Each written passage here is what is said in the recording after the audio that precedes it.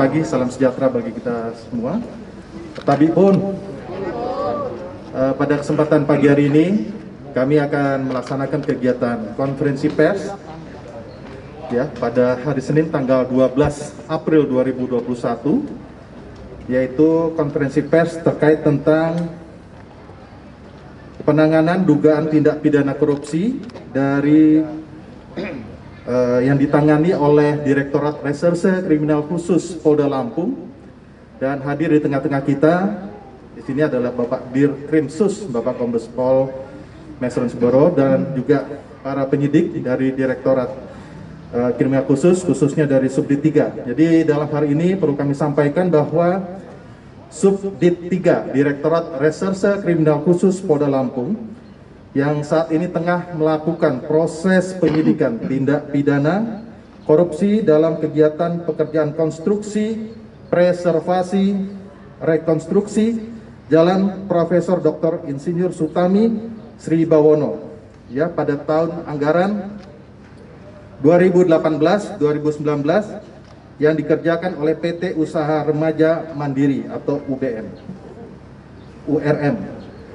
Pada pekerjaan preservasi tersebut, rekonstruksi jalan tersebut dilaksanakan tidak sesuai dengan ketentuan yang telah ditetapkan dalam kontrak yang mengakibatkan kerugian, ya artinya mengakibatkan terjadinya dugaan kerugian negara.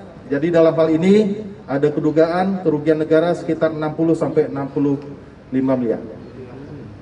Jadi dalam hal ini dimulai dari penyelidikan yang dilakukan oleh tim penyidik dari Direktorat Reserse Kriminal Khusus Polda Lampung, terhitung mulai tanggal 6 Oktober, ya telah ditemukan adanya indikator dengan tentang kuatnya adanya dugaan pekerjaan yang tidak sesuai dengan ketentuan, dan penyelidikan memakan waktu sekitar 4 bulan. Kemudian selanjutnya dilakukan penyidikan dengan diterbitkannya 2 laporan polisi.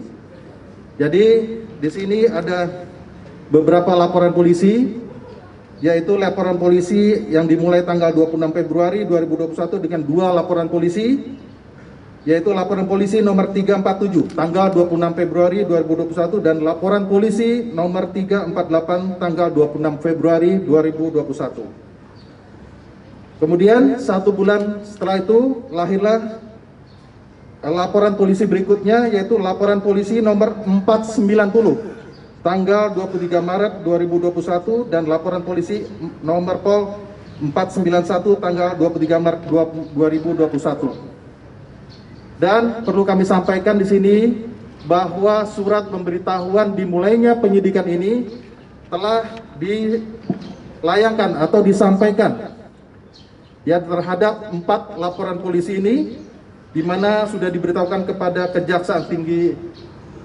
Provinsi Lampung, kemudian kepada Kapolri, CQ Kabareskrim Polri, dan KPK RI, terhitung pada tanggal 26 Februari 2021 dan tanggal 23 Maret 2021. Kemudian untuk kasus ini bukan hanya dimonitor di lingkungan Polri, tetapi juga di instansi penegak hukum lainnya. Dalam hal ini adalah dari Kejaksaan dan KPK RI. Bahkan telah membentuk tim monitoring kasus tersebut. KPK RI tanggal 22 April 2021 lalu telah datang ke Polda Lampung untuk melakukan koordinasi dan supervisi. Ya, jadi yang akan datang akan dilakukan supervisi. Jadi dalam hal ini tentunya koordinasi akan kami lakukan lebih lanjut. Dan untuk secara teknis kami juga didampingi Bapak Dirkrimsus Polda Lampung, Bapak Kombes Pol Mesron Seboro, nantinya akan menyampaikan secara teknis. Dan jelas tadi sudah saya sampaikan dalam kesempatan konferensi pers ini bahwa nilai kerugian mencapai 60 sampai 65 miliar. Ini tergantung nanti dari teknis, dari perhitungan dari BPK, Badan Pemeriksa Keuangan. Di hadapan kita ya di sini ada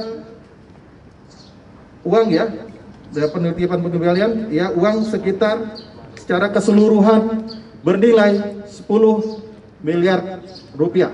Ya nanti secara teknis, dan jelas di sini ancaman hukuman dan tentunya perkara penyidikan ini menerapkan pasal 2 atau pasal 3 Undang-Undang nomor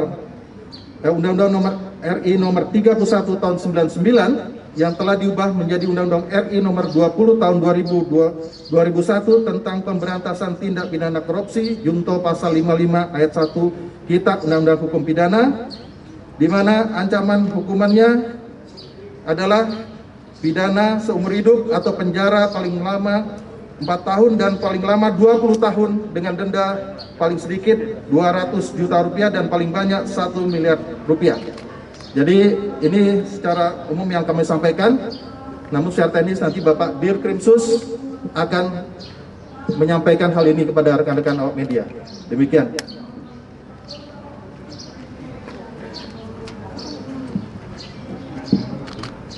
Assalamualaikum warahmatullahi wabarakatuh.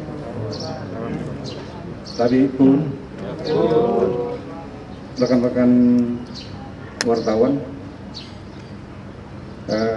pagi ini sebagaimana dijelaskan oleh Kabid Humas tentang penanganan tindak pidana korupsi, itu sudah diawali sebagai pendahuluan.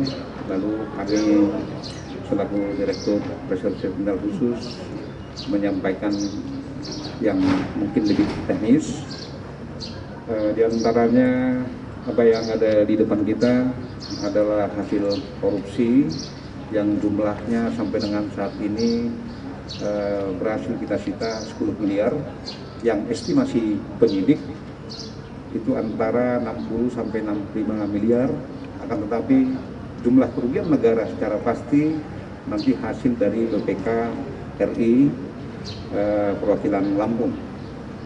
Kita sudah sampaikan data-data, kemudian dari pemeriksaan secara laboratoris yang dilaksanakan oleh Politeknik Bandung juga sudah disampaikan kepada BPK RI untuk dihitung berapa nilai kerugian negara secara real.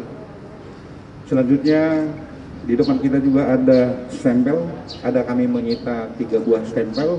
Stempel ini adalah stempel orang lain punya.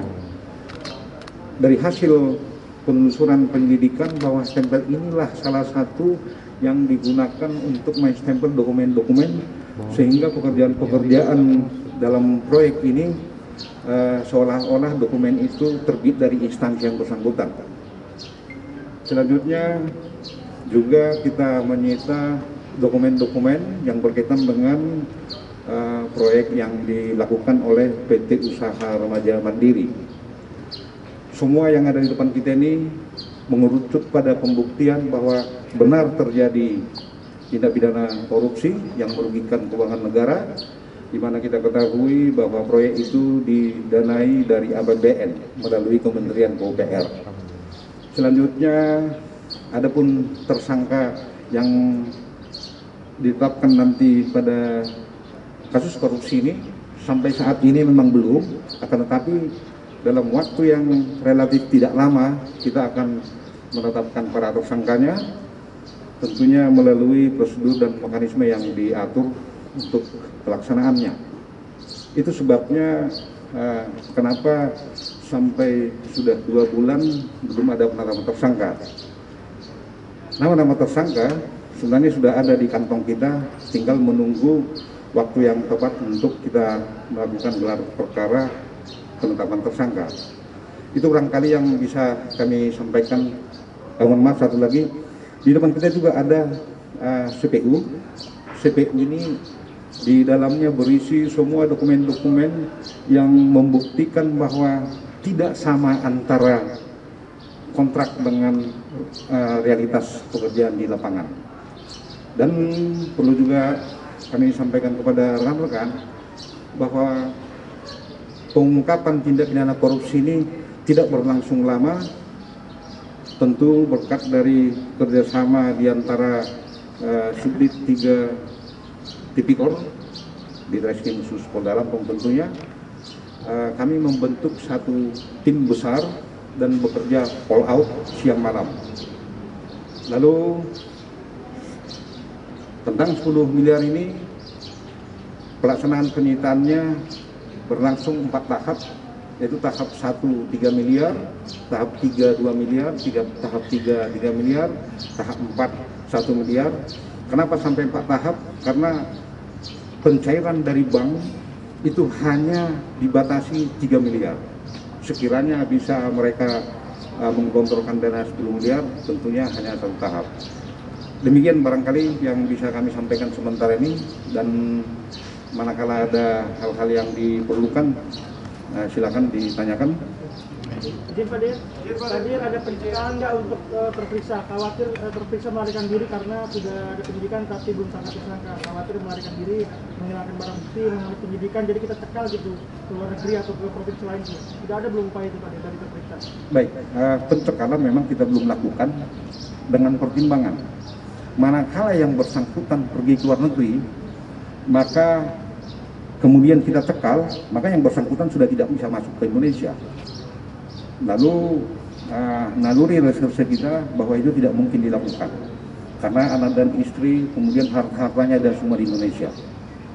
Bahkan apabila kita mengacu kepada aset recovery kerugian negara, maka ada baiknya yang bersangkutan lari, semua kita sita harta-harta yang ditinggalkan di Indonesia. Barangkali itu pertimbangan sementara.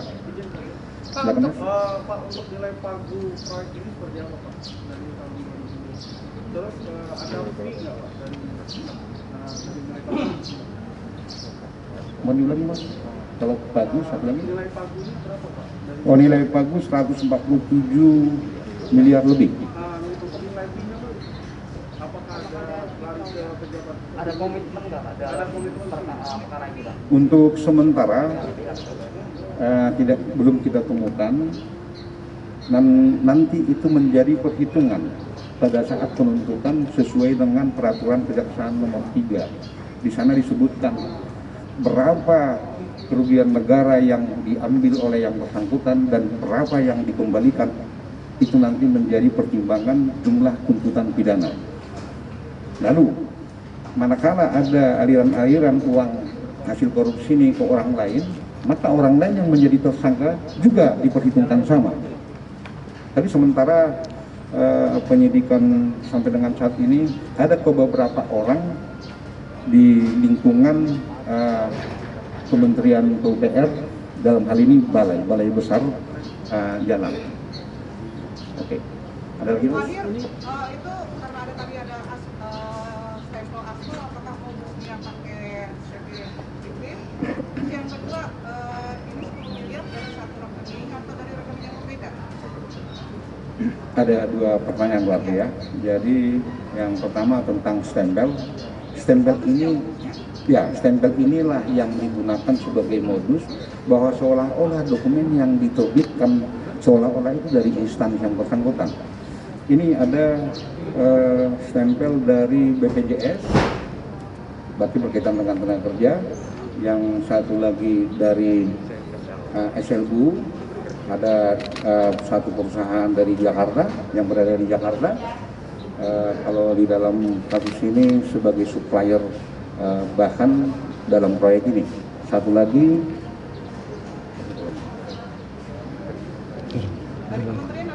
dari konsultan pengawas. Dari mana? Dari kementerian tidak ada.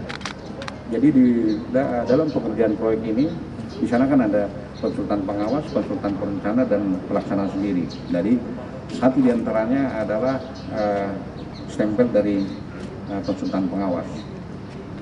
Jadi Pak Dir, pengembalian kerugian negara ini tidak menghentikan penyidikan kan Pak Dir, tanpa tersangka kan?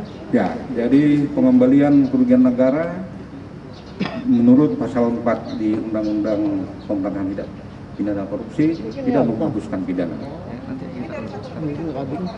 Dari satu rekening. Ada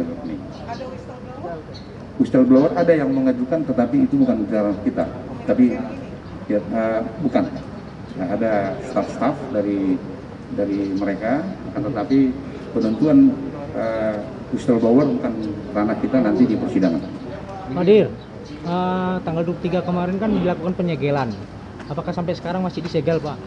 Oh baik, jadi gerakan cepat yang kita lakukan di area pabriknya PT URM ini kita lakukan penyegelan terhadap 3 ruangan komisaris itu sendiri, kemudian ruangan direktur utamanya, kemudian ada 1 ruangan penyimpanan dokumen. Semuanya kita segel, kemudian kita periksa, kita geledah. Lalu setelah kita dapatkan seluruhnya apa yang menjadi barang bukti dalam perkara ini, maka segelnya kita buka dan mereka sudah bisa bekerja sebagaimana hari-harinya. Izin Madil, ini kan sudah perbedaan dari PT URM. Yang pasti jelas jadi direktur kenapa sih dalam penetapannya tersangka? Baik, jadi ada beberapa pertimbangan kenapa kita belum menetapkan sebagai tersangka. Yang pertama, kita capai dulu semua barang bukti yang kita butuhkan, termasuk uang ini.